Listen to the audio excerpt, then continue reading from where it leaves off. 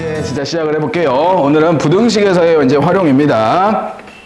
자, 말 그대로 이제 부등식에서 활용인데, 여기는 뭐 특별히 사용되는 건 없고, 우리가 그대로 이제 함수의 그래프를 가지고 부등식에서 이제 활용해 볼 수가 있겠는데, 자, 여기서 나오는 부등식이 fx가 0보다 크거나 같다 또는 fx가 0보다 작다의 증명인데, 결론부터 얘기를 하자면, 결론은 그겁니다. 우리가 어떤 함수가 0보다 크다를 증명하려면 그 함수의 최소값을 구해서 최소값이 0보다 크다를 밝혀내면 되는 거고, 어떤 함수가 0보다 작다를 밝혀내고 싶으면 그 함수의 최대값이 0보다 작음을 밝히면 되는 거예요. 되겠어요? 그래서 먼저 보면 다음 함수 그래프를 이용해서 x에 대한 부등식 fx가 0보다 크다 또는 fx가 어떤 상수보다 크다 또는 우리가 어떤 함수보다 크다는 성립함을 증명할 수 있게 되는데, 그거는 여기서 나와 있는 것처럼 어떠한 함수가 최소값을 구해서 최소값이 x축보다 위에 있으면 당연히 모든 함수값이 어떻게 돼? 0보다 커지겠죠. 그치? 그리고 어떤 상수보다 크다도 마찬가지로 그 상수보다 높은 쪽에 함수가 다 위치해 있으면 당연히 크다가 나올 거고, 그리고 뭐 상수는 마찬가지인 거고, 그리고 이제 얘는 아예 함수를 안 그려줬네. fx-gx가 이렇게 그려져 있을 때 우리가 이게 fx고 이게 gx라고 했을 때 거기에 대해서 얘가 커버리면 이게 fx가 gx보다 크거나 같다라는 걸 증명할 수 있겠죠. 되셨나요? 자, 그리고 한 가지 더 생각을 해보자. 1차, 3차 얘네는 최대 최소가 있어 없어?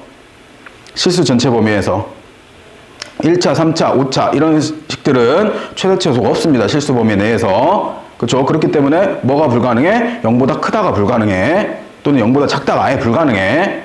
대신에 2차, 4차, 6차 이런 식들은 최고차항이 양수면 뭐야? 아래로 볼록한 형태로 그려지는 거잖아. 또는 모양이 좀 특이하지만 이런 식으로 가던가 해당되는 그래프가 나타나면 최소값이 존재하죠. 그 최소값이 뭐 하면 돼? 0보다 크면 결국 모든 부등식, 모든 fx가 0보다 크다라는 부등식을 만족시키게 되는 거잖아요. 되겠어요? 그래서 홀수차들은 기본적으로 제한된 범위가 없으면 최대 최소는 없어. 그지? 이거 문제들이 그렇게 나올 리는 없는 거고, 그리고 해당되는 실수 전체 범위에서 그 부등식을 만족하는 거는 그러면 2차 아니면 4차의 문제들이겠네. 되겠어요? 3차가 나오는 게 된다면 당연히 제한된 범위에서 나오겠지. 어떤 특정 제한된 범위에서는 어떤 수보다는 클 수는 있는 거잖아. 되겠어요? 그렇게 해서 생각을 해주시면 될 것 같고요. 자, 그래서 그렇게 보시면 되겠고, 자, 이제 제한된 범위 x가 a보다 크다는 성립하는 부등식의 증명은 마찬가지입니다. 그 범위 안에서 최소값이 0보다 커지면 되는 거잖아요. 되겠어요? 그렇게 해서 우리가 해당되는 부등식들을 풀어가신다라고 생각을 하시면 되겠고, 뭐 풀이 방법을 외울 건 전혀 아닙니다. 해당되는 조건에 맞춰서 그때그때 맞춰 풀어내시면 될 것 같고요. 당연히 여기 작다의 증명도 그 범위 x가 a보다 크다는 조건 하에서 최대값을 구해서 그 최대값이 0보다 작다를 풀어내면 되겠죠. 되셨나요? 그렇게 해서 해결들을 해 가시면 좋을 것 같습니다. 자, 바로 1번서부터 이제 문제들 해 가볼게요. 자, x가 0보다 클 때 다음 부등식에 대해서 이게 성립하도록 봐보세요. 3차니까 뭘 줬어? 제한된 영역을 줬어. 그지? 3차니까 제한된 영역이 있는 거야. 그래서 0보다 컸을 때 다음 부등식이 성립하도록 하는 실수 k값의 범위를 구해보래요. 자, 그러면 이렇게 볼 수 있겠네요. 우리가 fx라는 함수를 내가 2x의 세제곱 마이너스 3x의 제곱 마이너스 12x다 라고 놓고 문제를 풀 수도 있고, 아니면 그냥 끝까지 k라고 놓고 문제를 풀 수도 있어져요. 되겠어요? 자, 끝까지 놓고 풀면 이거에 대한 최소값을 구하는 문제로 바꾸는 거고, 내가 이거를 빼버리고 다른 함수 y는 k하고 두면 어떻게 해요? 요 함수와 요 함수, 두 함수에 대해서 문제를 풀어가는 거죠. 되셨나요? 그거는 여러분들의 뭐 원하는 대로 하셔도 상관은 없습니다. 쌤은 우선은 플러스 K라고 놓고 문제를 풀어볼게요. 자, 플러스 K라고 두면 해당되는 미분을 하게 되면 F'X 구하시면 얘가 6X의 제곱 마이너스 6X 마이너스 12다 라고 넣어지겠고, 극대값 극소값 찾기 위해서 0 해서 6으로 나누시면 X의 제곱 마이너스 X 마이너스 2는 0이 되면서 결국 얘가 X 마이너스 2랑 X 플러스 1은 0이다 라는 식으로 등장을 하네요. 자, 그러면 그래프는 당연히 이렇게 해서 위로 올라가는 그래프로서 극대값이 어디에 있고 x는 마이너스 1에 존재할 거고 x는 어디에 2의 극소값이 존재를 하겠죠. 자, 0은 대략적으로 우리가 이 정도의 x는 0이 존재할 거잖아요. 근데 x는 0보다 큰 쪽인 이쪽의 함수를 봐야 되는 거죠. 되겠어요? 그러면 0을 기준으로 얘가 이렇게 내려왔다가 올라가니까 결론적으로 최소값은 어디서? 극소값에서 최소값이 나타나는 거네요. 되겠어요? 그러면 F2가 뭐 하면 돼요? 0보다 크거나 같아지면 되는 거죠. 됐어요. 자, 그러면 이 대입하시면, 2 대입하면 16, 마이너스 4, 3, 12, 마이너스 24, 플러스 K가 0보다 크거나 같다라고 두시면 되겠고, 36이니까 K는 얼마보다? 20보다 크거나 같다라는 K값의 범위를 잡을 수 있게 됩니다. 되겠죠? 자, 이렇게 해서 푸는 게 첫 번째 문제였고요. 자, 두 번째, 모든 실수 X에 대해서 보세요. 모든 실수가 나오면 몇 차가 나오는가요? 보통 4차가 나와요. 왜? 이렇게 해서 최소값 구할 수 있으니까. 되겠어요? 결국 모든 실수에 대해서 이게 0보다 크거나 같다는 걸 성립하려면 결국 머릿속으로 생각해봐요.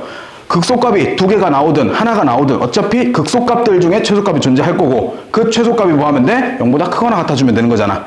됐어요? 자, 그러면 전체적으로 우리가 마찬가지로 이번에도 fx를 기본적인 3x의 4제곱 그 다음에 마이너스 4x의 세제곱 플러스 k다 라고 놓고 f'x를 구해보면 얘가 4, 3, 12x의 세제곱 마이너스 12x의 제곱이 되면서 얘는 12x의 제곱으로 묶어주면 x 마이너스 1이다 라고 구해지네요. 그러면 얘는 x는 0에서 중근과 s는 1에서 실근을 갖는 거니까 중근 갖고 실근 갖게 올라가면 되는 거죠. 되겠어요? 그럼 그래프의 개형은 어떻게 생겼어요? 내려가다 잠시 멈췄다가 내려가다 다시 올라가는 x는 1에서 뭘 가져요? 극소값을 갖고 있네요. 그러면 우리는 뭐 하면 돼? f1이 뭐하다? 0보다 크거나 같다라고 문제 풀면 되겠죠. 되셨나요? 이렇게 해서 결국 1 대입하면 3-4 플러스 k가 0보다 크거나 같다. 결론적으로 k는 1보다 크거나 같다라고 푸시면 되겠죠. 되셨나요? 자, 이렇게 해서 푸는 첫 번째 문제였고요. 자, 두 번째로 갑니다. 자, 다음 두 함수 fx와 gx에 대해서 다음 모든 실수 x에 대해서 fx가 gx보다 크거나 같다를 만족시킬 때 우리가 다음 실수 a값의 범위를 구해보래요. 자, 사실상 문제가 앞에 2번 문제하고 거의 유사한 문제인 건데 우리가 결론적으로 증명해야 될 게 fx-gx가 무엇보다 0보다 크다를 증명해내면 되는 거잖아요. 근데 fx-gx를 보면 몇 차 함수? 4차 함수. 그잖아. 그러면 이 식을 써보면 얘는 x의 4제곱 그러면 3차 없어지겠고 마이너스 6x의 제곱 그 다음에 마이너스 8x 플러스 a가 0보다 크다라는 거를 모든 실수에 대해서 성립하게 만들어주면 되겠죠. 됐어요? 그러면 이번에도 뭐 하면 돼? 요거 전체를 fx라고 놓고 미분해서 극소값 찾고 그 극소값에 대해서 0보다 크다라는 조건을 만족시키는 a값의 범위를 찾으시면 되죠. 되셨나요? 2번하고 동일하니까 풀진 않을게요. 됐죠? 자, 이렇게 해서 부등식 영역까지 해봤고요. 자, 넘겨주세요. 자, 속도와 가속도. 자, 오랜만에 중학교로 한번 가봅시다. 여러분들 중학교 때 속력이라는 거 배웠죠? 속력은 뭐 분의 뭐? 시간분의 거리. 그치, 시간분의 거리. 그치? 그래서 우리 맨날 여러분들도 풍뎅이 그렸니? 이렇게 해서 이거 그려봤어? 안 해봤어? 속력은 여기가 거리고 시간 속력 여기 맨날 이렇게 하잖아. 풍뎅이 안 해봤었어? 그래? 근데 너 알려줬어. 이걸요? 네. 그래요? 자, 그래서 거리는 시간 곱하기 속력 그리고 속력은 시간분의 거리 그 다음에 시간은 속력분의 거리 이렇게 구하잖아. 그지? 그렇게 해서 구했던 게 우리가 중학교 때 얘기고 중학교 때는 그래서 뭐야? 속력이야. 뭐야? 거리를 뭘로 나눈대? 시간으로 나눈대. 그지? 그렇게 구했던 속력이었는데 이번에는 뭐래? 속도야. 속도와 속력의 차이는 물리에서 배워. 버릴 거면 놔줘. 자, 속도와 속력의 차이는 뭐예요? 거리. 속력은 이동 거리. 속력은 음수값이 없지. 네. 그치? 근데 속도는 음수값이 존재하지. 그치?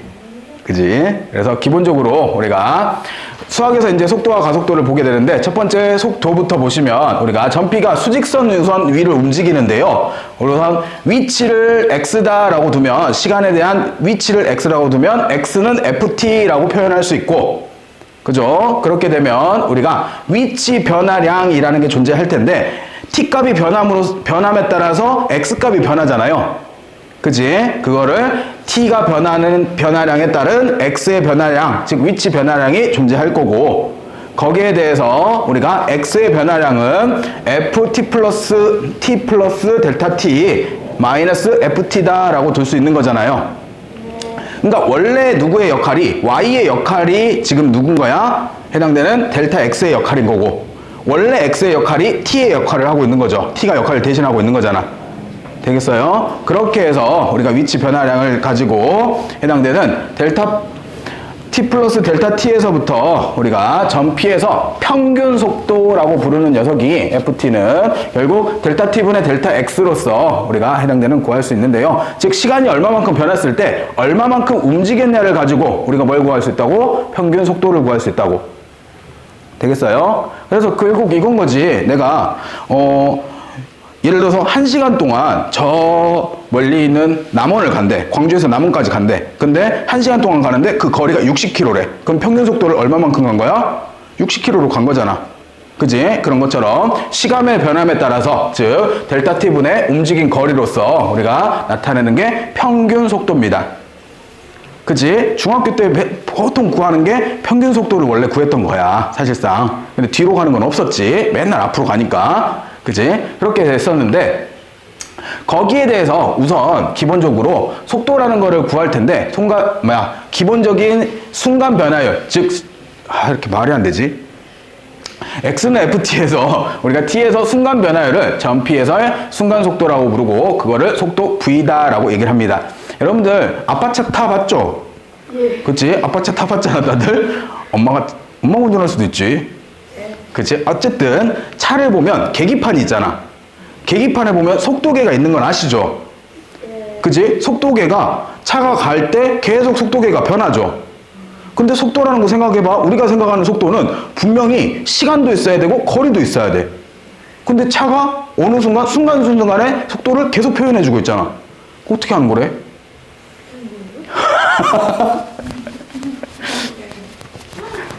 모르가 순간순간의 속도를 표현하는 방법은 기본적으로 차가 순간적으로 엔진이 회전하는 횟수를 가지고 순간 속도를 계산을 해서 갈 수 있는 그 순간적으로 내는 스피드를 계산을 하는 거고요. 여기서 나타내는 게 결국 그 순간순간에 나타나는 속도, 순간 변화율을, 즉 평균 변화율의 평균 속도를 순간적으로 변화시킨 게 우리가 부르는 속도라는 겁니다. 되겠어요? 그래서 우리가 여기에서 얘기하는 속도는 기본적으로 어떻게 t에서의 순간 변화율을 우리가 순간 속도 또는 속도라고 부르고 일반적으로 결국 우리가 속도라고 얘기를 해요. 그러면 결국 뭐야? 리미트 델타 t가 0으로 갈 때 델타 t분의 델타 x가 되는 거죠. 그치? 원래는 뭐였어? 델타 x분의 델타 y였잖아. 델타 x가 0으로 갈 때 미분계수가. 그치? 그렇게 구했던 거를 어떻게 해? 시간에 대해서 거리를 우리가 이렇게 변화를 가지고 구해내면 그게 결국 f't가 되고 결국 속도의 절대값 v의 절대값을 뭐라고 부른다? 속력이라고 부른다. 그치? 속도에다 뭘 씌운 게? 절대값을 씌워버린 게 속력, 힘력자잖아. 얼마만큼의 힘을 가지고 있냐. 그치? 그렇게 해서 우리가 속력이다라는 단어를 사용을 하게 되겠고요. 즉 그런 거예요. 기본적으로 속도 같은 경우에는 방향성이 있는 거지. 앞으로 가면 플러스고 뒤로 가면 마이너스인데 속력은 뭐야? 앞으로 10만큼 가도 10이고 뒤로 마이너스 10만큼 가도 10이라는 속도로 간다라고 보는 거라고. 되겠죠? 그렇게 해서 속도와 속력을 구별하시면 되겠고 자, 그 다음에 가속도. 자, 가속도는요. 여러분들 운전할 때 아빠 발 본 적 있어? 발 쪽? 본 적 없나? 우리 딸내미 맨날 보던데. 자, 보면 자동차가 가속 페달이 있고 브레이크 페달이 있잖아. 밟으면 더 빨라지고 브레이크를 밟으면 천천히 가죠. 그지? 가만히 내두면 원래 정상 속도로 그 속도를 유지하면서 가야 되는 거잖아. 근데 그 상태에서 가속 페달을 밟으면 속도가 올라가지. 그지? 가속도가 플러스가 되면 속도는 올라가게 되고 브레이크를 밟으면 뭐가 돼? 가속도가 마이너스 쪽으로 가면서 속도가 감소하게 되는 거야. 즉 가속도가 플러스냐 마이너스냐에 따라서 속도가 올라가냐 내려가냐를 결정해 주는 거죠. 되겠어요? 즉 속도의 뭐에? 증감에 영향을 주는 게 뭐야? 가속도야. 되겠어요? 그래서 결국 우리가 이 가속도는 속도를 한 번 더 t에 대해서 순간 변화율을 구하게 되면 그거를 가속도라고 하고 가속도를 보통 a로 나타내게 됩니다. 되시겠죠? 그래서 해당되는 미분했던 f't를 다시 한번 t에 대해서 또 미분하게 되면 그거를 우리가 가속도다라고 부르게 되겠고, 그래서 결론적으로 속도와 가속도 문제는 한 번도 어렵게 나온 적이 없었던 것 같아. 거의 여기서는 좀 쉽게 나와요. 왜? 어렵게 나올 거는 물리에서 내버릴 거니까. 우리한테는 별로 어렵진 않아, 문제들이. 근데 대신에 생각해야 될 게, 우리는 기본적으로 점이라는 어떤 점이 움직일 텐데 그 점을 위치를 x는 t에 대해서, 시간에 대해서 표현해 놓은 거에 대해서 한번 미분한 게 속도.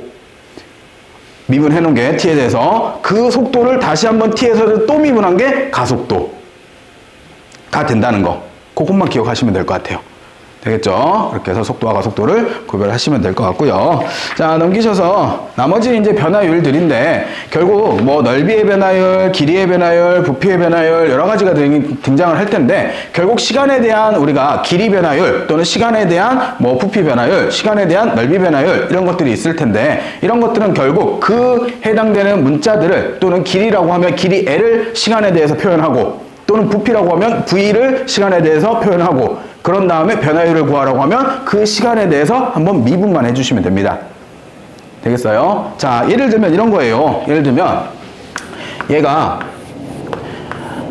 시간당 2씩 커지는 가로가 있고 시간당 3씩 커지는 세로가 있는 이 넓이 사각형에 대해서 생각을 해보래요. 그러면 이 넓이 S는 얼마를 가져요? 6t의 제곱을 갖죠. 그죠? 근데 예를 들어서 t가 3일 때의 순간 변화량을 구해보래요. 넓이 변화량을. 그러면 이거를 t에 대해서 미분하면 S'이 결국 12t가 되는 거고, 결국 3에서 대입하면 이때 순간 변화율 자체는 3을 대입하면 36의 변화량을 갖는다라고 하시면 됩니다. 되겠죠? 결국 여러분들이 잘 해야 되는 건 뭐야? 결국 요거야, 요거. 시간에 대해서 표현.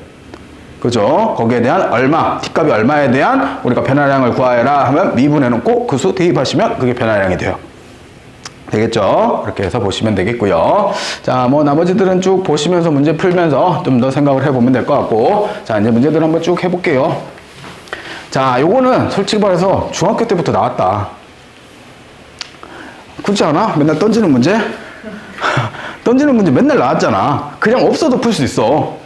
자, 다음 수평인 지면으로부터 25m 높이에서 20m/s의 속도로 수직으로 던져 올린 물체가 t초 후의 높이 x가 다음과 같이 25 플러스 20t 플러스 마이너스 5t의 제곱으로 나타내어진대요. 즉 이미 x는 시간에 대해서 표현이 되어 있죠. 그잖아? 그럼 우리가 해야 될 일을 이미 다 해준 거야. 그러면 첫 번째, 이 물체가 최고의 높이에 도달했을 때 걸린 시간과 그때의 높이를 구하여라. 자, 중학교 때부터 해볼게요. 중학교 때 이렇게 했어. 높이 x는 우리가 표준형으로 묶으면 마이너스 5로 묶으면 t의 제곱 마이너스 4t, 그 다음에 플러스 20이 되는 거니까 얘가 얼마 필요해? 플러스 4가 필요하고, 그러면 마이너스 4가 나가면서 플러스 20이 되어주는 거잖아요. 되겠어요? 그러면 얘가 마이너스 5에 t 마이너스 2의 제곱 플러스 40이다 라고 구해지죠. 그래서 t가 얼마일 때? t가 2일 때, 더하기 빼기를 틀렸나 보다. 20t, 5, 4, 25. 여기가 25였고 45가 되죠. 그래서 t가 얼마일 때? t가 2일 때 최고 높이 45다라고 구했던 게 중학교 때의 방법. 됐어요? 자, 우리는 고등학생이 됐잖아. 생각이라는 걸 좀 해보게. 던졌어. 최고 높이가 되는 순간 딱 올라갔다가 밑으로 떨어질 거잖아. 떨어지기 직전 그 순간이 오면 속도는 어떻게 돼? 0이 되겠지. 멈추잖아. 올라가던 힘이 멈춰서 내려와야 될 거니까 속도가 플러스에서 마이너스로 돌아와야 되는 거잖아.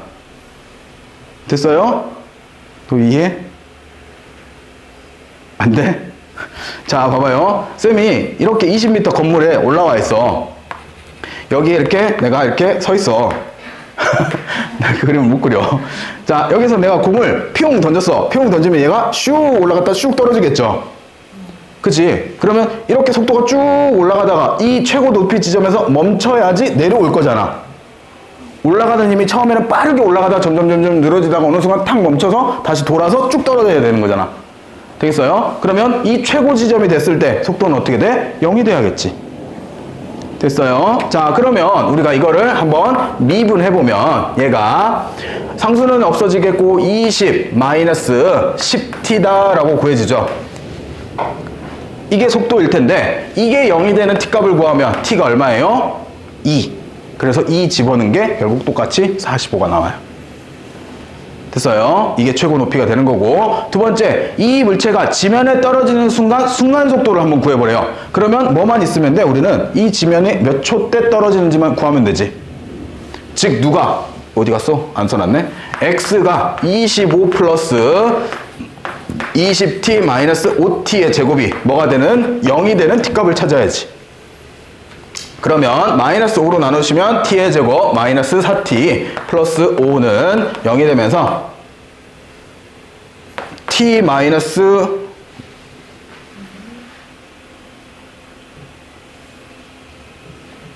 마이너스 5예요. 이런 거 빨리빨리 좀 얘기 좀 해줘. 자, t 마이너스 5하고 그 다음에 t 플러스 1하고 이렇게 두 개가 나오죠. 그래서 t가 얼마일 때? 5초일 때 땅바닥에 떨어지는 거잖아. 그러면 우리는 뭘 구하면 돼요? 여기 구해놨던 거에 속도에다가 5 집어넣으면 결국 20 마이너스 50이 되는 거니까 마이너스 30의 속도를 가지고 있는 거죠. 됐나요? 자, 이렇게 구하는 게 두 번째가 되겠고, 세 번째, 물체가 땅에 떨어질 때까지 움직인 거리를 구해보래요. 자, 보세요. 내가 여기서 여기까지 20m였고 여기 최고 높이가 얼마래요? 45m래요. 그러면 여기서부터 여기까지 움직인 거리는 얼마인 거야? 25m. 그죠? 그리고 다시 떨어질 때까지 여기 움직인 거리는 45m. 그럼 둘이 더하면 몇 미터? 70m.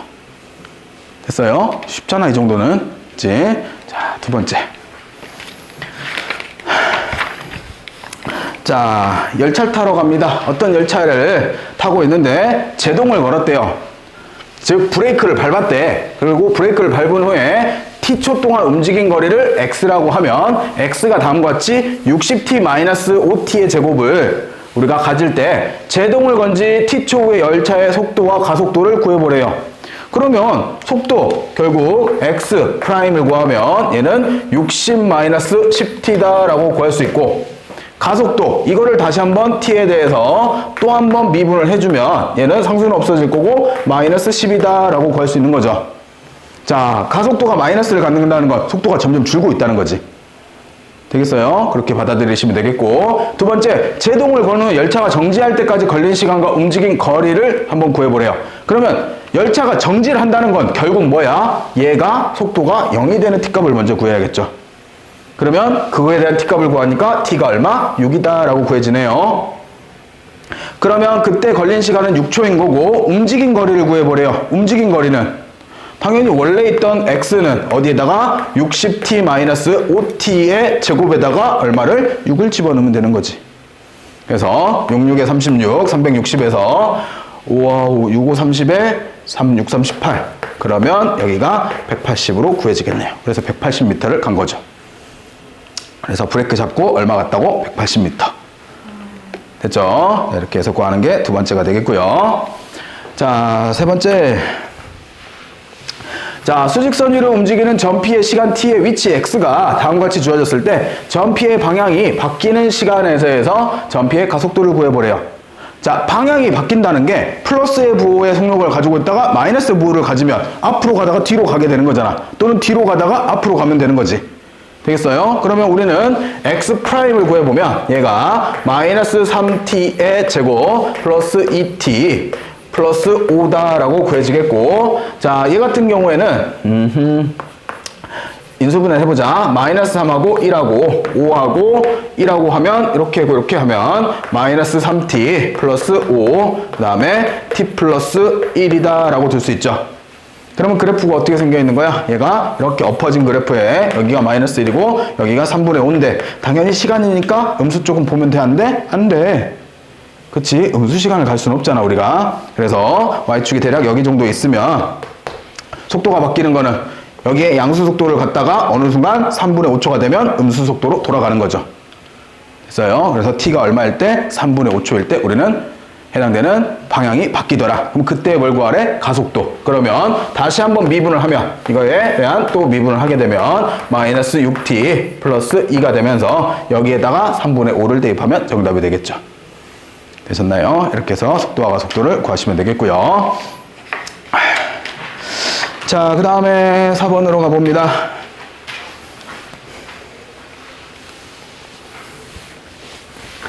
자, 수직선 위로 움직이는 두 점 PQ에 대해서 시간 t에서 좌표를 각각 우리가 tn의 제곱 마이너스 6t의 세제곱 플러스 12t의 제곱이라고 하고, 그 다음에 점 Q는 mt라고 한대요. 자, 두 점 PQ가 속도가 같아지는 순간이 3번 있다고 할 때 우리가 n값의 범위를 구해보래요.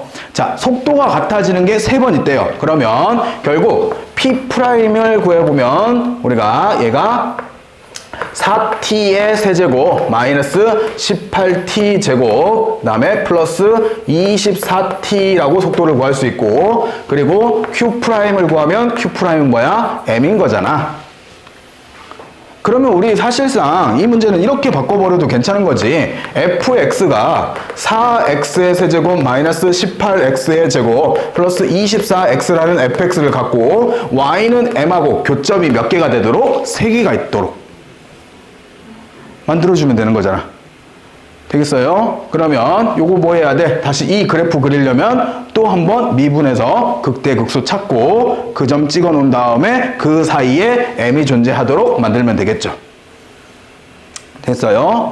더 계산을 하지 않을게요. 상관없겠죠. 그래서 한번 미분해서 극대극소점 찾고 그 사이값, 극대값과 극소값 사이에 m이 존재한다라고 문제 푸시면 n값의 범위는 이쁘게 나올 겁니다. 자, 이렇게 해서 푸시는 4번 문제였고요. 자, 그 다음 바로 5번으로 가볼게요. 쌤이 학교 시험에서 속도와 가속도 문제 봤을 때 제일 많이 나오는 타입입니다. 그냥 진입 판단 정도. 근데 요거는 3개 정도 있죠? 뭐 학교 시험에서는 4개, 5개도 묻더라고요. 아니면 아예 보기로 내던가. 다음 보기 중 뭐 옳은 것을 골라라. 또는 틀린 것을 골라라. 그래프 줘놓고. 그래서 이런 타입의 문제들을 좀 잘 해결해 주시면 좋을 것 같고, 자, 다음 수직선 위로 움직이는 점 P가 원점을 출발로 우리가 0부터 6초 사이에 속도 VT가 오른쪽 그린 것 같아요. 이게 무슨 그래프라고? 속도 그래프라 해. 속도야. 그치? 속도가 점점점 올랐다가 점점점 줄어들어서 반대 방향으로 가다가 쭉 반대 방향으로 가다가 반대로 가다가 다시 앞쪽으로 가는 형태를 가지고 있는 거지. 됐어요? 자, 그러면 기억본부터 봅시다. 2초부터 5초에서 움직이는 방향이 바뀐다. 2초와 5초에서 움직이는 방향이 바뀌고 있잖아요. 앞으로 가다가 멈춰서 2초에 멈춰서 뒤로 가고 있죠. 뒤로 가다가 5초가 되는 순간 다시 앞으로 가는 거잖아. 되겠어요? 그렇게 해서 2번 바뀐다는 맞는 말이 되겠고, 출발 후 2초에서 점 P의 위치는 원점이다. 자, 속도가 0일 뿐이지 얘는 벌써 앞으로 쭉 가서 속도가 여기서 멈춘 거잖아. 원점이 아닌 거지. 되겠어요? 뒤로 갈 준비를 하려고 멈춘 거지 이게 원점은 아닙니다. 됐어요? 그래서 니은은 거짓말. 자, 3초부터 4초 사이에서는 가속도가 0이다. 3초와 4초 사이에 속도가 일정하죠? 속도 변화가 있어 없어? 없어. 가속도는 0. 되겠어요? 그렇게 해서 우리가 참은 기억 디귿으로 구하시면 됩니다. 자, 그리고 요 문제도 좀 잘 나오더라고요. 요게 모의고사에서도 한 번씩 나오고 학교 시험에서도 요 타입 문제를 참 좋아하더라고. 그림자가 좋은가 봐. 맨날 그림자 문제를 내더라고. 자, 오른쪽 그림과 같이 1.6m인 수지가 지상 4m의 높이인 가로등 아래서 출발해서 일직선으로 1.5m/s로 속도로 걸어가고 있대요. 가로등으로부터 수지의 그림자 길이를 L이라고 할 때, 가로등으로부터 수지의 그림자 끝까지의 길이를 L이라고 할 때, 우리가 수지의 그림자의 수지의 그림자의 길이를 x라고 잡을 때 다음을 한번 구해보래요. 자, 수지가 출발 후 t초 동안 걸은 거리를 t로 해서 나타내래. 뭐라고 쓰면 돼? 수지 속도 얼마야? 1.5. 걸은 거리래. 거기다 시간만 곱하면 되지. 그지? 그래서 출발 후 t초 동안 걸은 거리는 결국 1.5t가 정답이지 뭐. 됐어요? 자, 두 번째, 수지가 출발 후 t초 후의 그림자 길이를 x라고 할 때 x를 t에 관한 식으로 나타내어 보래. 그러면 보면 여기가 얼마인 거야? 여기가 수지가 걸은 거리잖아. 여기가 얼마인 거야? 여기가 1.5t인 거지. 됐어요? 그러면 눈에 보이시죠? 여기 수지가 이렇게 서 있지만 이렇게 삼각형하고 이렇게 삼각형이 서로 무슨 관계? 닮음의 관계.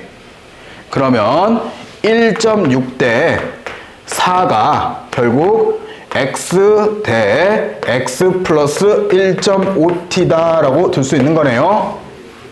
자, 요거는 조금 비를 조금 더 간단하게 해봅시다. 얘는 16 대 40으로 보고 4로 나누면 4 대 10이겠고 2 대 5의 비를 갖는 거네. 자, 그러면 2 대 5를 가지고 계속 계산을 해보면 내항의 곱은 5x 그리고 2를 곱하시면 여기가 2x 플러스 3t다 라고 쓰여지네요. 그러면 얘가 이렇게 넘어가면 3x가 3t니까 x는 결국 뭐야? t다 라고 할 수 있죠. 됐어요? 자, 이렇게 해서 두 번째 t다 라고 구해놓고 가로등 바로 밑에서 수지의 그림자의 그림자 끝이 움직이는 속도를 한번 구해보래요. 어디서? 가로등 바로 밑에서 수지의 그림자 끝이 움직이는 속도. 얼마겠어요? 자, 아이고, 야. 가로등 바로 밑에서 수지의 그림자 끝이 움직이는 속도를 구하래요. 가로등 바로 밑이 어디야? 응? 가로등 바로 밑이 어디예요? 그래, 가로등 바로 밑에서 수지의 그림자 끝이 움직이는 속도를 구하래요. 그럼 얼마가 되는 거야? 여기서부터 여기까지 속도를 다 더하라는 거지. 얘가 1.5t로 움직이고 얘가 t로 움직이니까 결국 그림자 끝의 속도는 얼마인 거야? 2.5t. 크게 어려운 거 아니잖아. 그래서 자꾸 물어본 거야. 자, 네 번째, 수지가 걸어갈 때 그림자의 길이 변화율을 구하래요. 뭐 하면 되는 거야? t에 대해서 미분. 얼마? 1. 원래 t였잖아. 미분만 하면 1인 거지. 됐어요? 이렇게 해서 해결하는 6번 문제였습니다. 자, 그 다음 7번으로 가봅시다. 자, 한 변의 길이가 10인 정사각형의 각 변의 길이가 몇 초 2씩 길어질 때 정사각형의 넓이가 400이 되어 있는 순간에 넓이 변화율을 구해보래요. 자, 한 변의 길이가 10짜리인 정사각형이 이렇게 놓여 있대요. 여기도 10이고요. 여기도 10짜리가 있는데 각 변의 길이가 얼마만큼? 몇 초 2씩 늘어난대요. 몇 초 2 늘어나고 2 늘어나면 이만큼의 정사각형이 될 거잖아요. 그러면 얘는 가로로 2t만큼 늘어난다 라고 볼 수 있고 세로도 2t만큼 늘어난다 라고 볼 수 있죠. 시간 t에 대해서. 그러면 가로 세로가 똑같이 뭐야? 10 플러스 2t인데 그거의 제곱이 넓이인 거잖아. 됐어요? 자, 근데 이 넓이가 얼마가 되래? 400이 된대. 400이 된다는 거는 결국 여기가 20이 돼야 되는 거죠. 그러면 t가 얼마일 때? 5초일 때 400이 되겠죠. 그걸 구해놓고 변화율 S'을 구해보면 얘는 2에 10 플러스 2t 곱하기 2죠. 이거 미분할 줄 알죠? 완전 제곱식.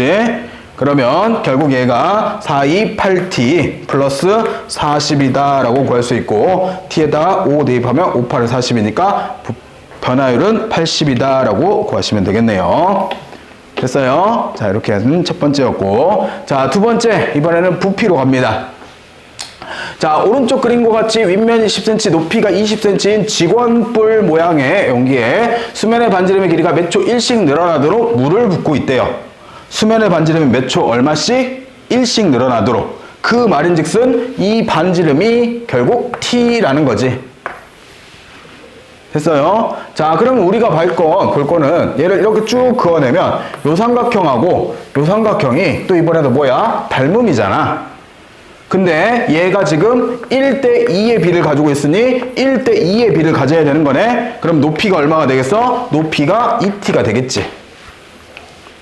자, 그러면 부피, VT를 구해보면 부피는 당연히 뿔이니까 3분의 1 곱하기 밑변의 넓이가 t의 제곱 파이 곱하기 높이가 2t다 라고 하면 되겠네요. 결론적으로 얘는 부피는 3분의 2t의 세제곱 파이다 라고 VT가 구해진 거고, 수면의 반지름이 5일 때, 즉 t가 얼마일 때? t가 5일 때 변화율을 구해보래요.